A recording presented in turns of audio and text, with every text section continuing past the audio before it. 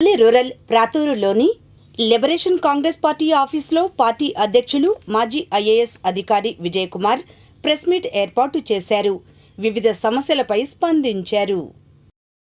తెలుగుదేశం అధికారంలో ఉంటే అడ్వైజర్స్ కానీ నామినేటెడ్ కానీ అంటే నిధులుండి అధికారాలు ఉన్న పదవులన్నీనేమో కమ్మ వాళ్ళకు ఉంటాయి. నిధులు విధులు లేనటువంటి పదవులేమో బీసీలకు ఎస్సీ ఎస్టీ మైనారిటీలకు ఇస్తారు. ఇదే ప్యాటర్న్ వైసీపీ ఉంటే అవి రెడ్లకు ఇస్తారు, మిగిలినటువంటి బీసీ ఎస్సీ ఎస్టీ మైనారిటీలకు ఇస్తారు. ఇది ఒక ప్యాటర్న్. టీడీపీ ఉంటే కమ్మాసు, వైసీపీ ఉంటే రెడ్డిస్ అనేది జరుగుద్ది అన్న సందర్భం నేను చెప్తున్నాను.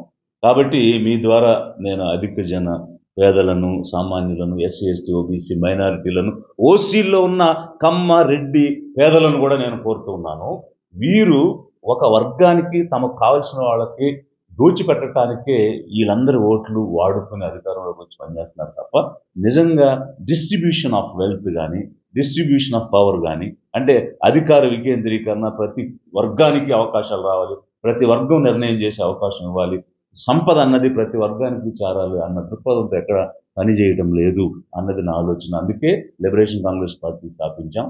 మన ఓటు మన కోసం వాడుకుని మనం ఎలా అధికారంలోకి రావాలని అధిక జనం ఆలోచించాలి తప్ప ఇంకా 80 సంవత్సరాలుగా ఈ పెట్టుబడిదారుల పార్టీలకే ఓట్లు వేసి వాళ్ళ ఆధిపత్యంలో, వాళ్ళ పెత్తనంలో, వాళ్ళ కిందే ఇంకా బానిసలుగా జీవిస్తామనే ఆలోచన మారండి. అందుకోసమే లిబరేషన్ కాంగ్రెస్ పార్టీ స్థాపించాము.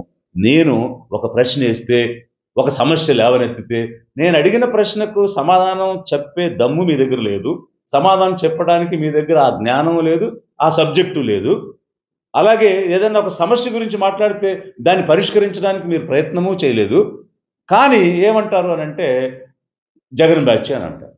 అరే మాది ఒక political party, liberation Congress party అధ్యక్షుడిగా నేను మాట్లాడినప్పుడు నా పొలిటికల్ ఆలోచన విధానం ఏమిటి, మా పార్టీ సిద్ధాంతం ఏంటని నేను మాట్లాడి దానికి అడిగితే దానికి మీరు సమాధానం చెప్పండి. మీరు సమాధానం చెప్పలేక మీ రెస్క్యూ కోసం, ఆసరా కోసం మీరు జగన్ను వాడుకుంటున్నారు. జగన్తో పనిచేయాలంటే ఆ పార్టీలో చేరతాం, కానీ మేము ఎందుకు స్వతంత్రంగా ఒక పార్టీ పెట్టుకుని ముందుకు వస్తాము? మేము ఒక స్వతంత్రమైన పార్టీ, ఒక సిద్ధాంతంతో వచ్చాం. అది కూడా పేదలు, అధిక జన సామాన్య పేదలు, ఎస్సీ ఎస్టీ ఓబీసీ మైనారిటీ ఓసీలో పేదలు అధికారంలోకి తీసుకురామని వచ్చాం. కాబట్టి మీకు చేతనైతే మేము అడిగిన దానికి సమాధానం చెప్పండి, మేము లేవనెత్తిన ప్రశ్నకు పరిష్కారం ఇవ్వండి. ఉదాహరణకి జయవర్ధన్ చౌదరికి సంబంధించిన సబ్జెక్టు నేను లేవనెత్తాను, ఫేక్ సర్టిఫికేట్స్ ఇచ్చారని చెప్పాను. దాని మీద డిస్ట్రిక్ట్ కలెక్టర్ గవర్నమెంట్కి రాశాడు, ఇట్లాంటి ఫేక్ సర్టిఫికేట్స్ వస్తే ఏ విధంగా క్యాన్సిల్ చేయాలి, మాకు గైడ్ లైన్స్ ఇవ్వండి అని అడిగారు. అడిగితే ఈ ఈడబ్ల్యూఎస్ కోటాలో గైడ్ లైన్స్ ఏమిటంటే ఎస్సీ ఎస్టీ క్యాస్ట్ సర్టిఫికేట్స్ ఎట్లా అయితే తప్పుగా ఉంటే క్యాన్సిల్ చేస్తామో అదే పద్ధతి ఫాలో అయ్యి ఇవి కూడా క్యాన్సిల్ చేయండి అని గవర్నమెంట్ జీవో మెమో ఇచ్చింది నేను మాట్లాడిన తర్వాత.